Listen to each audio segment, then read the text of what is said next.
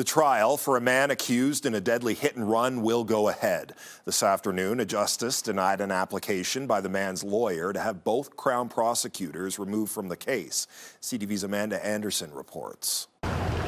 On what should have been day 4 of a trial, a justice instead heard arguments in an application to have 2 Crown prosecutors recused from the case. Lawyer Graham Rapson, who's not involved in this matter, says it's uncommon. Something that only arises in a narrow set of circumstances that we don't see very often. Peter Ashby is accused of driving a U-Haul while on the run from police that struck and killed a 45-year-old Fort Saskatchewan woman. Mr. Ashby deserves a trial that's fair, his lawyer told the court. Fairness is something the defense doesn't think is possible if both Crowns remain on the case because of meetings they had with identification witnesses. The defense took issue with the prosecutors taking on an investigative role to gather new evidence, and that one of the meetings happened without a third party present. Meeting with a witness without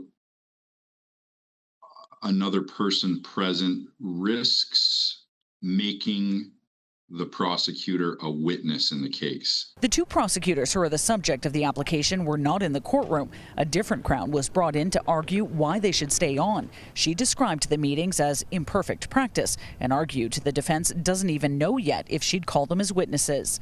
During the decision, the justice said the Crowns did not acknowledge any of it was improper. It's just astounding that the gravity of the wrongdoing has not been recognized, she said, before ruling one of the 2 Crowns would be removed.